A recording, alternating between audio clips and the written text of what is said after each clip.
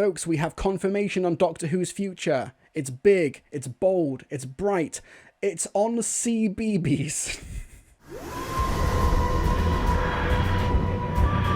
This was an interesting press release. This was an interesting statement for the BBC to drop. Doctor Who, the TARDIS, is set to land on CBeebies. The BBC is looking for a production company to create and produce the series, which will run independently from the main show. For those of you who do not know, who may be outside the UK and will understandably not understand how a public service broadcaster works, CBeebies is essentially our preschool TV station that aims at making entertainment for ages 5 and below. Shows like Bluey, shows like Hey Duggee, CBeebies Bedtime Story, which we watched the 14th Doctor have a canonical adventure with a few years back. It's essentially a younger demographic than, say, the Sarah Jane Adventures, which was CBBC. I understand the lore is a bit complicated here. CBBC is for like ages 5 to 12 or 13, and then BBC 3, which is now online only, hosted Torchwood. The best way to explain the BBC channels is unironically to go through the Doctor Who chronology. So CBeebies is Bedtime Stories, and now this. CBBC is Sarah Jane Adventures. BBC 3 is Torchwood.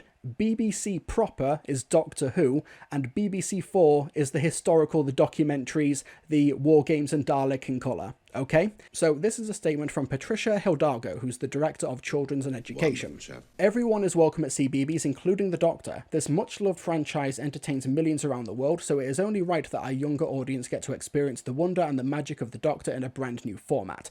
This is an extremely exciting opportunity, and we are looking forward to welcoming companies to pitch for this new project as we continue our commitment and investment in the UK's animation industry. The BBC is set to expand the Whoniverse as it launches plans for a brand new preschool animation series which will see the Doctor's adventures come to CBeebies for the first time ever.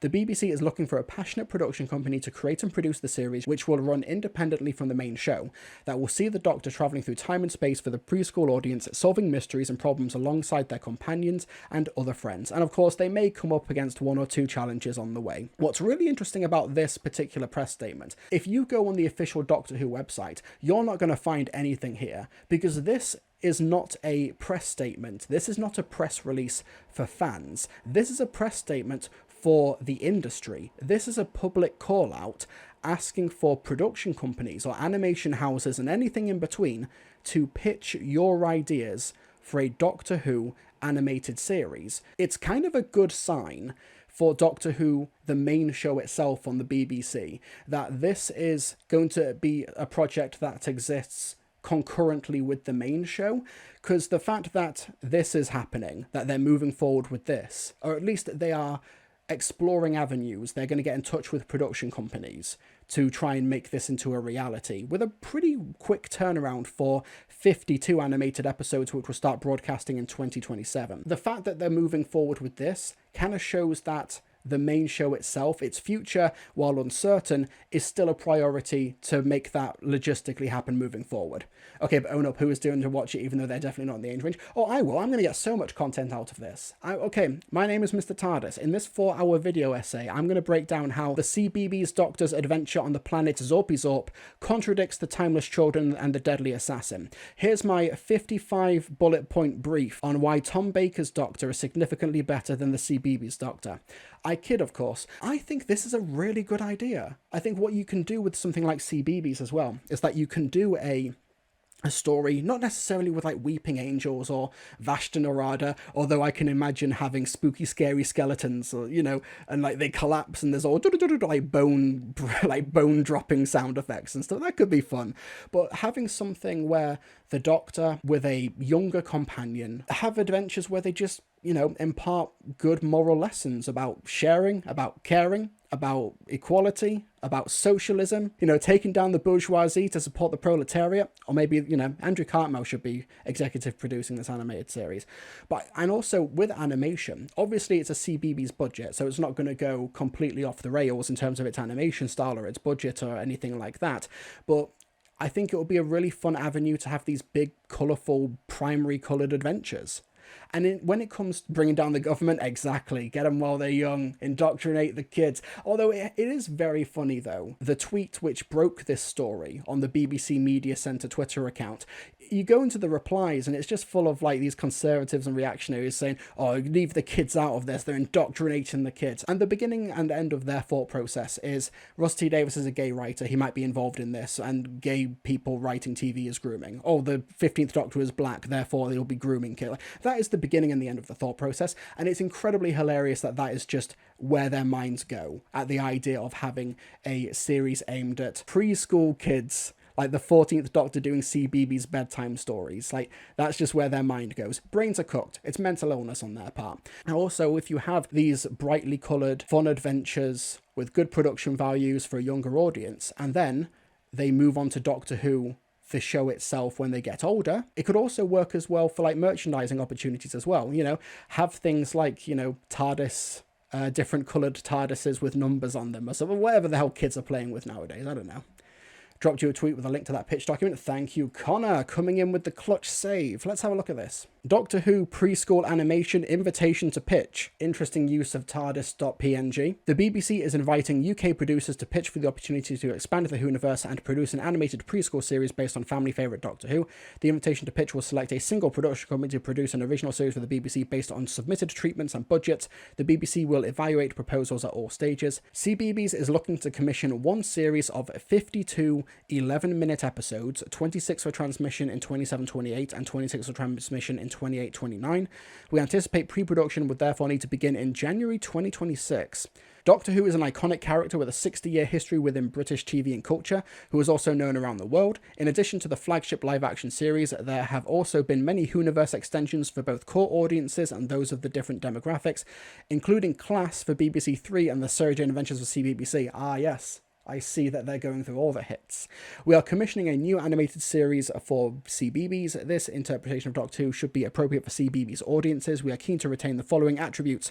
The Doctor is highly intelligent, especially with scientific knowledge, is aspirational for our audience, travels through time and space saving individuals, civilizations and planets, is an alien with 2 hearts from the planet Gallifrey, has a strong moral compass, avoids physical combat, relying on intelligence, humour and diplomacy to resolve conflicts, has a TARDIS and a sonic screwdriver, which should feature in the series. The Doctor will attract a range of friendly and relatable companions who join in on the adventures and provide additional points of view as they collectively solve problems.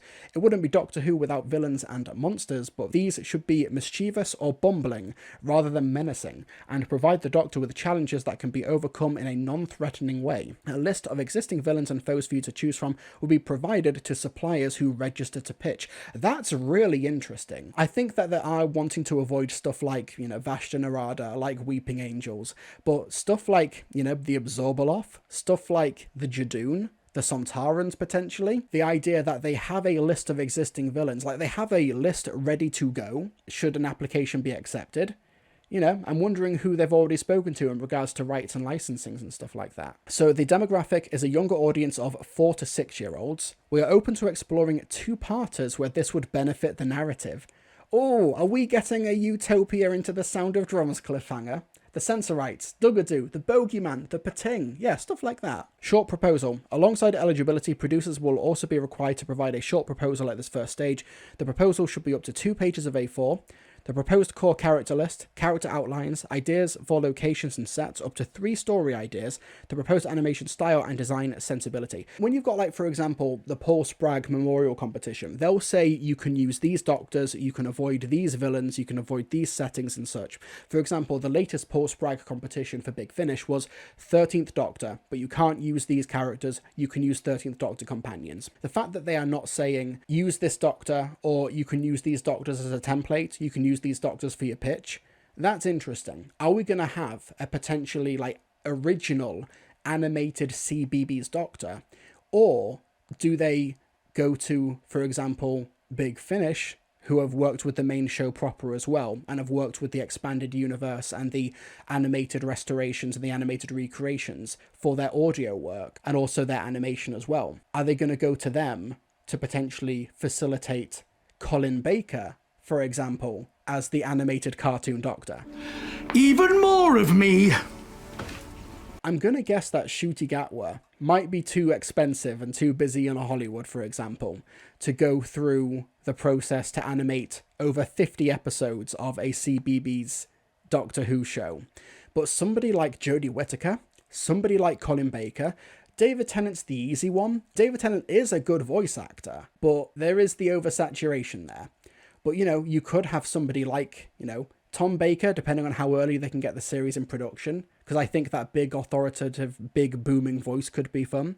You could also, if you wanted to go for like a Matt Smith, get a Jacob Dudman, if Matt Smith's not available. Christopher Eccleston would actually be a really fun pick, because I know that he understands the value of like young kids' entertainment, and I understand that he would waltz into that studio with his Blue Peter badge and non-violently destroy the compost bin. I don't think there is a wrong answer in regards to Doctor actors, but if they were to go for a completely original CBeebies one, who then maybe has a live-action cameo at some point in the show proper, that would be very fun. It depends on what they want to do with it, but I know people have been poo-pooing this idea. I just think it's fascinating that because Doctor Who fans are obsessive and we document and we look into everything, we are looking at a call-out to prospective animation studios to make a CBeebies series. This is not confirmation of a CBeebies series. This is very early development and we're accepting pitches for it. Jonathan Carley is the baby War Doctor. Bubby War Doctor. No more milk. Honestly, the sky's the limit here because of the formatting, for the merchandising potential as well. Cynically, that's what I'm coming up with. I will knock children out of my way if it means I'm first in line to get the collector's edition steelbook from HMV. I will shove kids out of the queue. I will use my overwhelming mass compared to them to ensure that a steelbook of the CBeebies Doctor Who adventures winds up in my Amazon basket. Really? Yeah, I'm going to go full Boris Johnson. Oh, should we watch that clip? This will be me charging my way to the front of the queue to get my steelbook.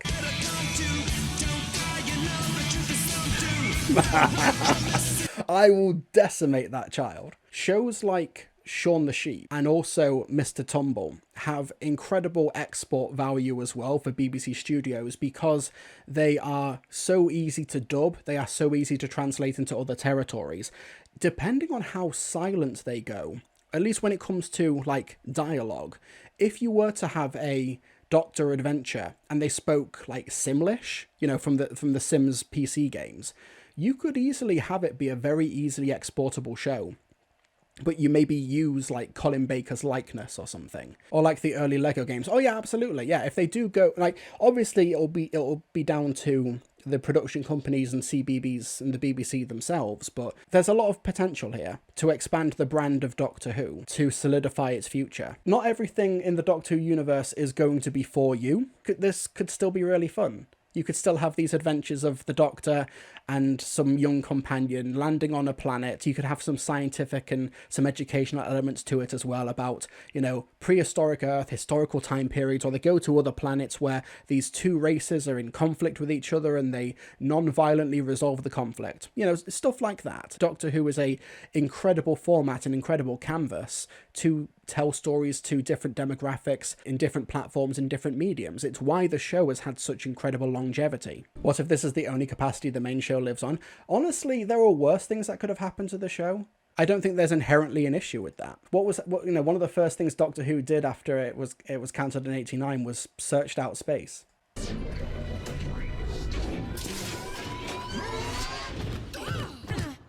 on, don't just sit there. You've got a bunch of monsters to meet. Who are you? What did you do to us? Is he always like this, Wildstyle? I assumed I just caught him at a bad time before. Yes, this is real, and I think it's canon. I'm honestly kind of amazed that this didn't happen 15 years ago. I'm presuming that what happened instead was the Sarah Jane Adventures, and they just didn't want to oversaturate for Doctor Who. But when you're thinking about what we've had in the Whoniverse under, you know, Bad Wolf's current tenure, you've got Doctor Who itself, you've got Doctor Who Unleashed, you've got The War Between the Land and Sea coming out, you've had Tales from the TARDIS, which seems to have just been maybe a bit of a flash in the pan. They had the Memory TARDIS set and they had like a weekend to film a bunch of stuff, so I'm not expecting a future for that, but that's on the pile. CBeebies Bedtime Stories with the 14th Doctor, Children in Need stuff as well for the 14th Doctor. The Daleks and the War Games in colour. You use that momentum to expand the profile and the brand of Doctor Who, because there is going to be a core audience want to maybe introduce their kids or their younger relatives to Doctor Who, but things like the Daleks are a bit too scary for them. Things like the bogeyman might be a bit too scary for them. The War Games in colour, I think my 2-year-old nephew is going to be absolutely fine watching the 12-part War Game, but, maybe they should watch the CBeebies one first, just to see if there's any sort of Easter eggs and canon material to link with the War Games. This won't detract from the actual show itself. If anything, this will help ensure its longevity. I think this is a really good idea. The War Games is 10 episodes, feels like 12. Should we do a little poll, just for fun, while we're here? Who should be the animated CBeebies Doctor? 6th Doctor, 13th Doctor, original Doctor, as in it's specifically for this series with a brand new actor. 8th Doctor, oh no, I can only do 4. 6th, 13th, original, or 8th. Colin Baker's got such a great voice, and he's a great voice actor. All of the Doctor voice actors for Big Finish are great, but there's something about Colin hitting the ground running in 99 for the Sirens of Time audio. And you get Peter Davison and Sylvester McCoy doing well, but kind of finding their feet. Colin Baker immediately understands the assignment. He immediately gets it. He's like the most fully formed Doctor, audibly, right out of the gate. And we've not had a Doctor like that in Big Finish. Jo Martin's the next one. Jo Martin is the Fugitive Doctor in that Fugitive Doctor box set that dropped earlier this year. Like, she came out fully formed. Given the new audience, I think an original Doctor is more interesting. Yeah, I think it would also mean that the younger generation who gets into Doctor Who through this series, which is entirely possible. I've seen the audience figures for Bluey. I've seen the audience figures for Shaun the Sheep and Hey Dougie. Big shows, big audiences. And I think having a new audience exposed to Doctor Who and its iconography and its world through this, maybe they should have their own Doctor to call their own.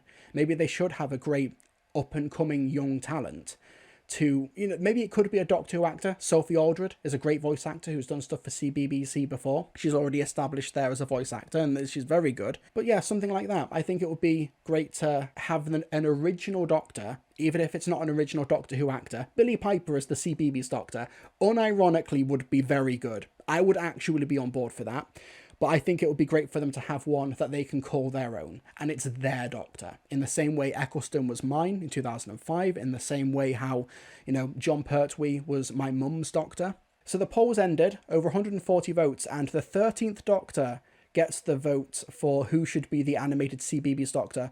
40% of the vote. Thank you to everyone voting. Second place is an original Doctor. Third place is the 6th Doctor with 19%, and the 8th Doctor with 13%. Imagine Tom Baker narrating an animated story. I got a really strange news notification on my phone the other day, where it was like, Tom Baker is returning for a new collection box set of a classic TV series. And I was like, what is this?